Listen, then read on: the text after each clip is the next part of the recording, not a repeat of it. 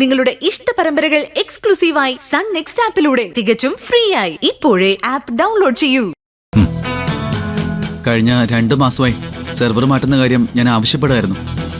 വസുന്ധര മാഡത്തോടും ഗോപിനാഥ് സാറിനോടും പ്രണവിനോടും ഒക്കെ സംസാരിച്ചു. ഒരു പ്രയോജനം ഉണ്ടായില്ല. പക്ഷേ നിധി മാഡത്തോട് ഒരു തവണ മാത്രമേ പറഞ്ഞുള്ളൂ. കൃത്യമായി ഫോളോ അപ്പ് നടത്തി ഒടുവിൽ കാര്യം നടന്നു. ഇത്തരം ഒരു സിംഗിൾ വിൻഡോ സിസ്റ്റം ഉണ്ടായത് നന്നായി. ഇനി ഓഫീസിൽ ഇത് തന്നെയായിരിക്കും സിസ്റ്റം. എന്ത് കാര്യമുണ്ടെങ്കിലും നിധിയെ കോണ്ടാക്ട് ചെയ്യാം. പക്ഷേ ഈ സിംഗിൾ വിൻഡോ സിസ്റ്റവും ഫസ്റ്റ് നൈറ്റും തമ്മിൽ എന്താണ് ബന്ധം? ഞാൻ ഇറങ്ങട്ടെ സാർ. ശരൺ മാരീഡ് ആണോ? അല്ല, ആലോചന നടക്കുക. ഓ, ഇയാളെ ശിവാനിക്ക് വേണ്ടി ആലോചിക്കാനാണോ നിധി ഫോൺ നമ്പർ കുറിച്ചത്? ഞാൻ ഇറങ്ങട്ടെ സാർ. വെയിറ്റ്, ഒരു കാര്യം കൂടെ സംസാരിക്കാനുണ്ട്. എന്താ സാർ? പറയാം.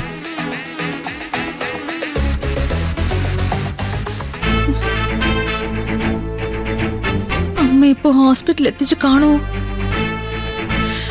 പൊടി കളിക്കത് ഞാനാണെന്ന് അമ്മാരോടെങ്കിലും പറയോ? എങ്കിത് നിധി ഉറപ്പായും കേസാക്കും. ഞാൻ പേടും. ഹലോ അമ്മ. മോളെ ശിവാനി, അമ്മക്കിനി നിന്നെ കാണാനുള്ള ഭാഗ്യം ഉണ്ടാവോ? ഞാൻ സീരിയസ് ആയി ഹോസ്പിറ്റലിലാ മോളെ. അമ്മ ടെൻഷൻ അടിക്കാതെ. വയറൊന്ന് ക്ലീൻ ചെയ്ത് കഴിഞ്ഞാൽ എല്ലാം ശരിയാവും. വയറൊക്കെ പലവട്ടം കഴുകി, എന്നിട്ടും വേദനയ്ക്ക് കുറവില്ല മോളെ. എങ്കിലാ പൊടി ഏതെങ്കിലും ഓർഗൻസിലൊക്കെ കയറി കാണും. പൊടി അകത്ത് എന്ന കാര്യം അമ്മ ഡോക്ടറോട് പറഞ്ഞോ? അയ്യോ ഇല്ല. ആശ്വാസായി. എന്റെ വയറിന് എന്താ പറ്റിയെന്ന് ഡോക്ടർമാർക്ക് ഇതുവരെ കണ്ടുപിടിക്കാൻ പറ്റിയിട്ടില്ല. വേണ്ട, കണ്ടുപിടിക്കണ്ട.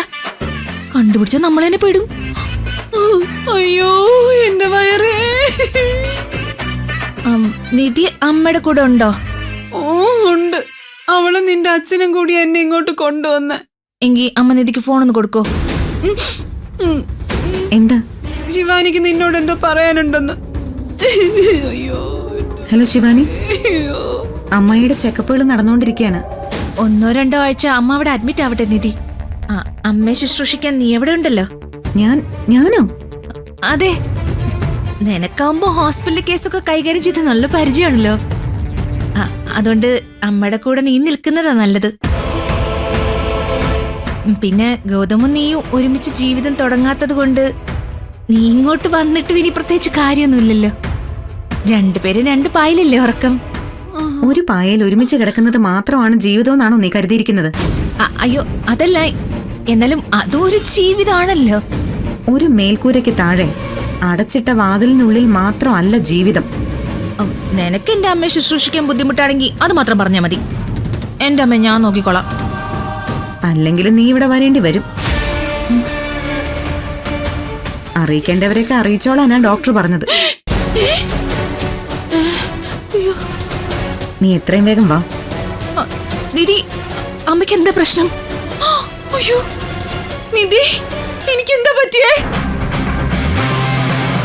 ഒന്ന് വേഗം പറ നിധി. നീ പെട്ടെന്ന് പുറപ്പെടു ശിവാനി. Hello hello.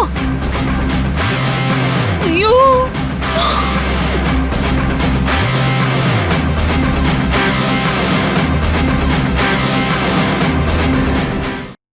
നിധി മോളെ, ഞാൻ അത്യാസന്ന നിലയിലാണെന്ന് ഡോക്ടർ പറഞ്ഞോ? അയ്യോ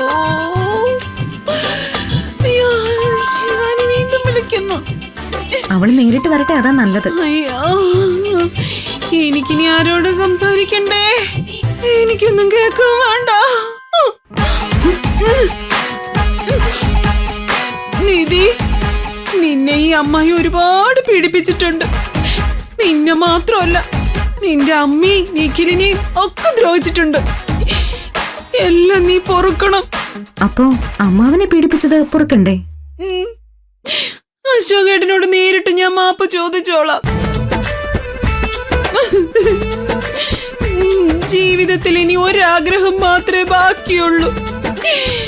എന്റെ മോളെ എനിക്ക് ഒന്നുകൂടി കാണണം. എന്നിട്ട് അവൾ അവളുടെ മടിയിൽ കിടന്ന് മരിക്കണം. അയ്യോ, കരയും, ശരിക്കും കരയും. എന്റെ അമ്മ വയ്യാതെ കിടക്കുമ്പോ ജോലി ചെയ്യിച്ചിട്ടുണ്ട് നിങ്ങള്. ഇത്തരം സന്ദർഭങ്ങളിൽ എത്രത്തോളം വേദന ഉണ്ടാവുമെന്ന് നിങ്ങളും മകളും തിരിച്ചറിയണം. എന്താ എന്താ പ്രശ്നം? രേണു എന്തിനാ കരയുന്നത്? ഞാനെല്ലാം അറിഞ്ഞു അശോകേട്ടാ. എന്റെ നിമിഷങ്ങളെല്ലാം കഴിഞ്ഞില്ലേ? ഞാൻ ചെയ്ത തെറ്റുകളെല്ലാം അശോകേട്ടൻ എന്നോട് പൊറുക്കണം. രേണു, നീ എന്തൊക്കെയാ ഈ പറയുന്നത്? നിനക്കൊരു കുഴപ്പവും സംഭവിക്കില്ല. വേണ്ട വേണ്ട, ഇനിയും എന്നെ പറ്റിക്കാൻ ശ്രമിക്കണ്ട. നിധി ശിവാനിയോട് എല്ലാം പറഞ്ഞു. അതെല്ലാം ഞാൻ കേട്ടു അശോകേട്ടാ. മോളെ, നീ ശിവാനിയോട് എന്താ പറഞ്ഞത്? ഞാനിങ്ങനെ പ്രത്യേകിച്ചൊന്നും പറഞ്ഞില്ല അമ്മാവ. അമ്മായിക്ക് വയറിന് സുഖമില്ലാന്ന് ഞാൻ അവളെ അറിയിച്ചു. പെട്ടെന്ന് വരാൻ പറഞ്ഞു, അത്രേ ഉള്ളൂ. ഞാൻ അത്യാസന്ന നിലയിലാണെന്ന് നീ പറഞ്ഞില്ലേ? ഞാനങ്ങനെ പറഞ്ഞില്ലല്ലോ. കേട്ടോ, ഇവളങ്ങനെ പറഞ്ഞിട്ടില്ല. ഇവളങ്ങനെ പറയില്ല രേണു. പറഞ്ഞു. അറിയിക്കേണ്ടവരൊക്കെ അറിയിച്ചോളാൻ ഡോക്ടർ പറഞ്ഞു എന്ന് ഇവള് പറഞ്ഞു. ഓ, അതിന്റെ പേരിലാണോ അമ്മായി ഇത്രയും ബഹളം വെച്ചത്? ഞാൻ ഉദ്ദേശിച്ചത് അമ്മായിക്ക് വയറുവേദനയാണെന്ന കാര്യം അറിയിക്കേണ്ടവരെ അറിയിച്ചോളാൻ പറഞ്ഞു എന്നാ. വയറുവേദനയാണെന്ന കാര്യം വേറെ ആരെങ്കിലും അറിയിക്കാനുണ്ടോ അമ്മായി? അതെ, ഇനി ആരെ അറിയിക്കേണ്ട മോളെ. വൈകുന്നേരം വീട്ടിൽ വിടാന്നല്ലേ ഡോക്ടർ പറഞ്ഞത്. അയ്യോ, ഇത്ര നിസ്സാര കേസായിട്ട് എന്തിനാണ് നീ ശിവാനിയെ പറഞ്ഞ് പേടിപ്പിച്ചത്? അങ്ങനെ പറഞ്ഞാലേ അവള് വരൂന്ന് എനിക്ക് അറിയാവുന്നതുകൊണ്ട്.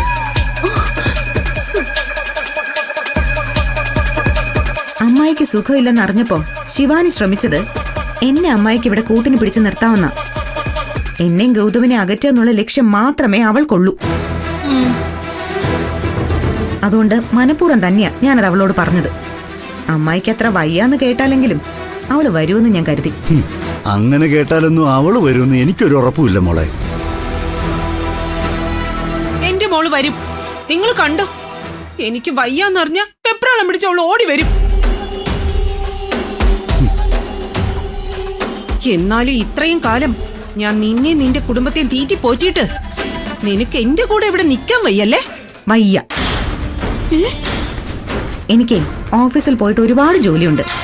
ഈശ്വരമംഗലം ഗ്രൂപ്പ് ഓഫ് കമ്പനീസിന്റെ വൈസ് ചെയർപേഴ്സൺ ആണ് ഞാനിപ്പോ. പക്ഷെ ശിവാനി വെറുതെ ചൊറിയും കുത്തി വസുന്ധരാന്റിയുടെ സാരിത്തുമ്പിൽ പിടിച്ചു തൂങ്ങി അവിടെ വീട്ടിലിരിക്കുക. അമ്മായിക്കൊരാവശ്യം വന്നാൽ ഞാനല്ല, അവളാണ് കൂടെ നിൽക്കേണ്ടത്. നീ പറഞ്ഞത് വളരെ ശരിയാണ്. നീ ഓഫീസിൽ പോ മോളെ. ഇവിടുത്തെ കാര്യങ്ങൾ ഞാൻ നോക്കിക്കോളാം. ശിവാനി ഉടനെ വരുമല്ലോ. ശരി അമ്മാവ, ഞാനൊന്ന് ഗൗതമിനെ വിളിക്കട്ടെ.